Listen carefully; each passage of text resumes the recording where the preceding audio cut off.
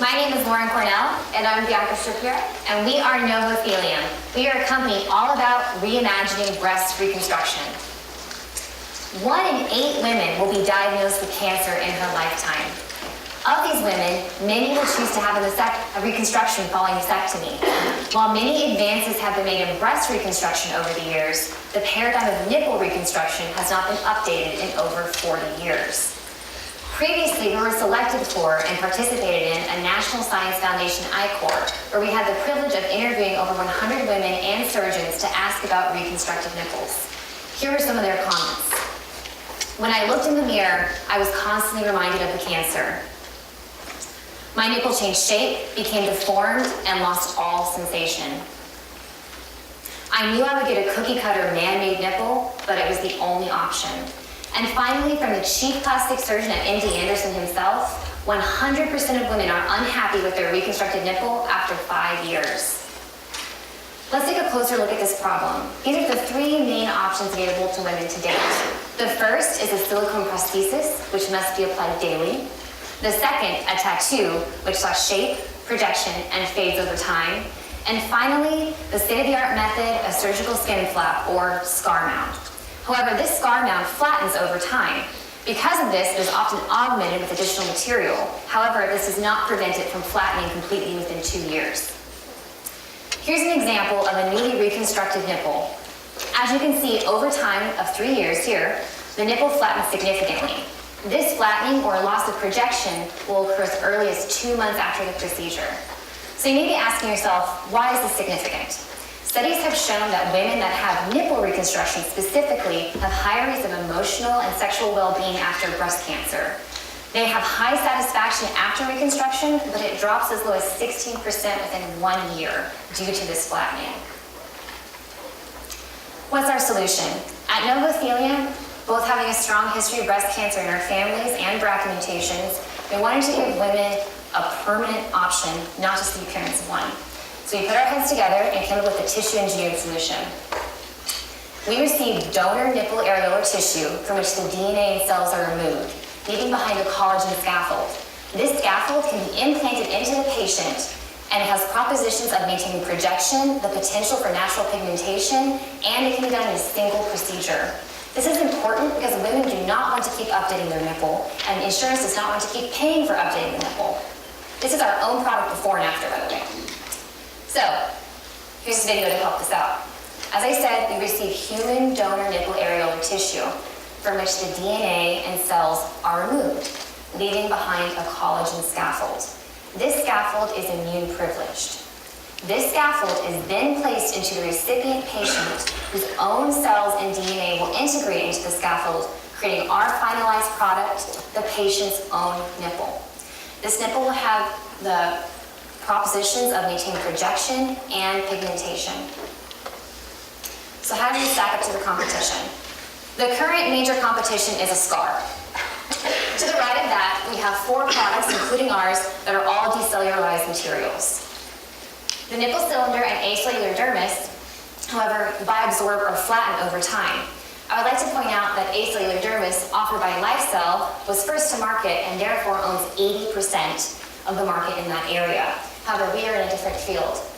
The point I'm making is that it's very easy to decel a structure or a tissue. It's very hard to do it in a way that makes the cells grow back in. So there's a lot of intellectual property in how you're doing this. We at NovoThelium have focused specifically on decelling our tissue in a way that maintains pigmentation, and we've done it in a way where we're not putting cells back into the scaffold before it goes into the patient.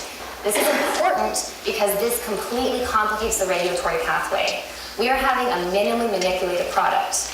Our competitor puts cells back into the scaffold. This means they have a much more complicated regulatory pathway. That also means they have to get cells from the patient, grow the cells, expand the cells, put them back in the scaffold. Logistically and financially, it's going to take much longer to get this product to market. The elephant in the room. How is our IP different than bioaesthetics?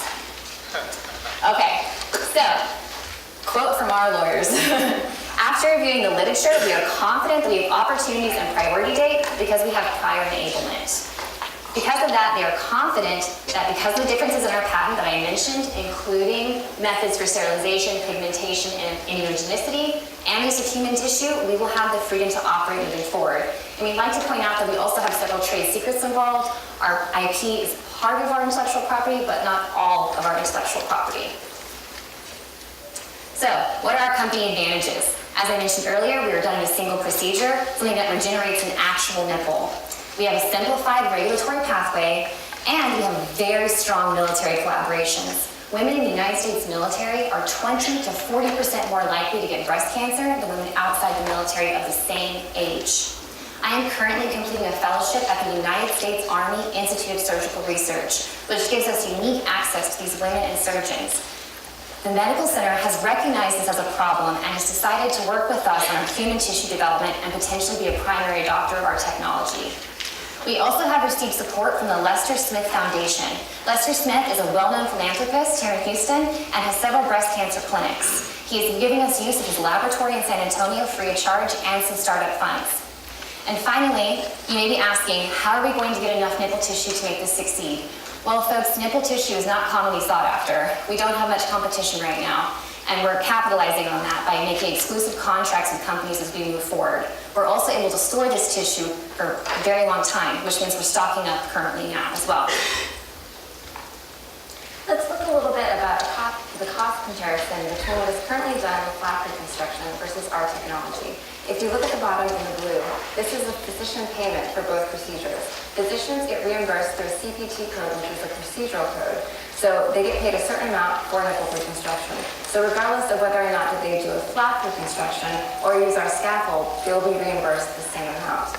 One advantage of our technology is that there are significant reductions in anesthesia and facility fees because our scaffold can be applied to the patient locally in clinic using local anesthesia as compared to a flap reconstruction, which requires general surgery in the OR. Additionally, we have regenerated pigmentation in our scaffold, therefore you don't have to pay the additional cost of a tattoo. So for, in total, approximately the same cost, plus or minus $30, you can have a regenerated nipple made out of your own cells with natural pigmentation, or you can have a scar mount that flattens. Let's discuss a little bit about our market. Currently, about half of women in the United States who have a breast reconstruction also have a nipple reconstruction. This comes out to approximately 88,000 women per year, and at a price point of $2,500 per scalpel, this creates a market of $198 million per year. However, if you consider all of the women in the past who have had a nipple reconstruction and are currently unhappy with it, or women who have had a breast reconstruction and at that point decided not to do nipple reconstruction because of the limited options, this expands our market significantly to 1.1 million survivors and a market of $2.74 billion. Our product comes out at about $2,500.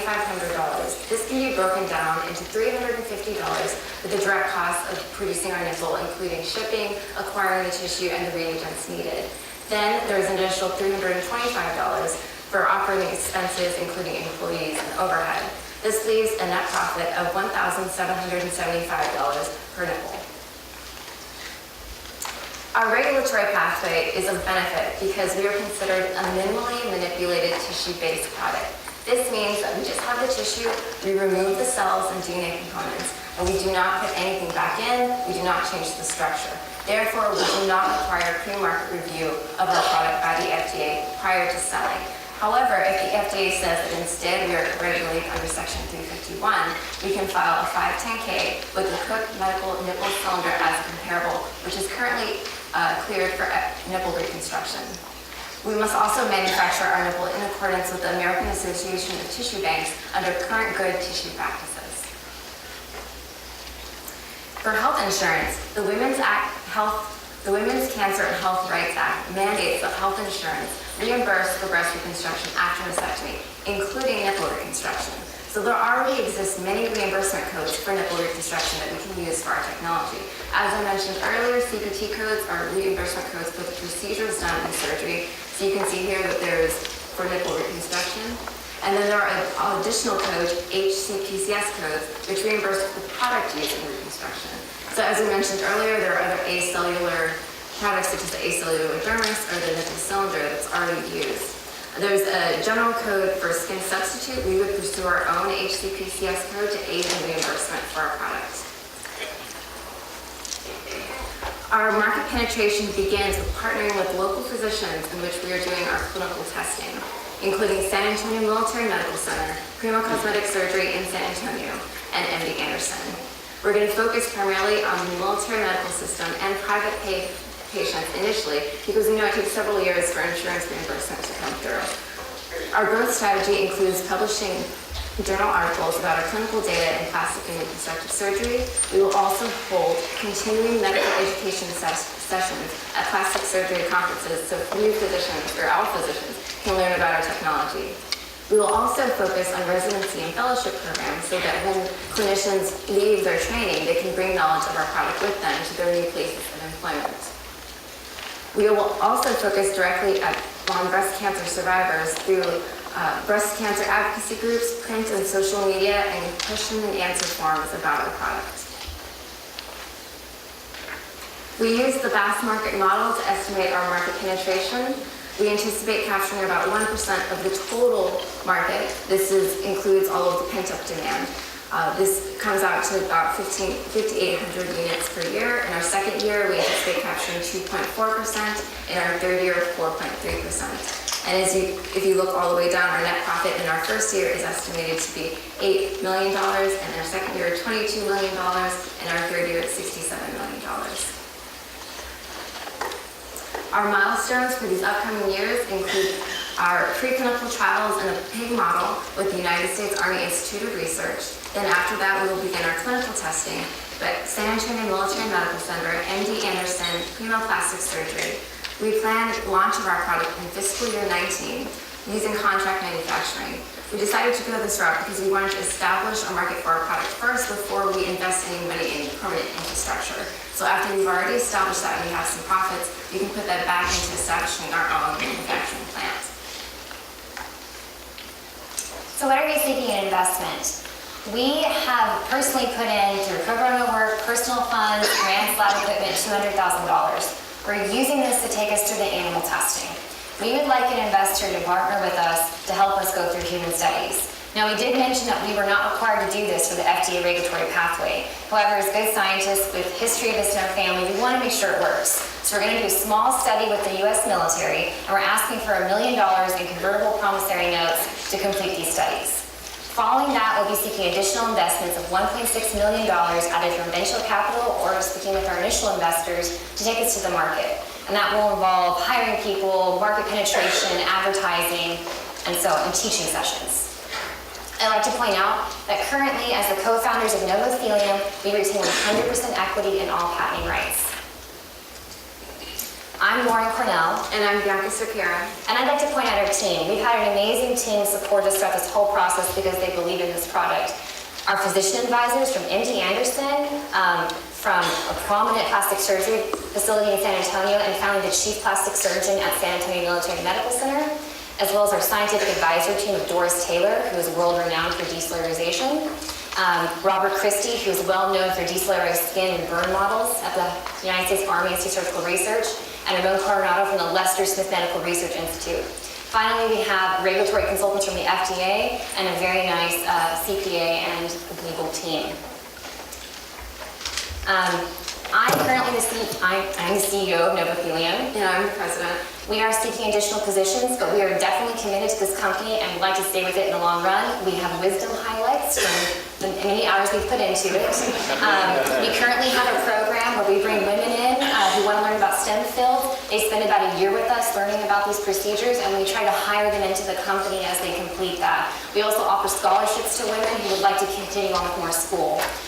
So that's our plan, to hire technicians immediately into the company, but we are seeking additional positions as we expand. Thank you.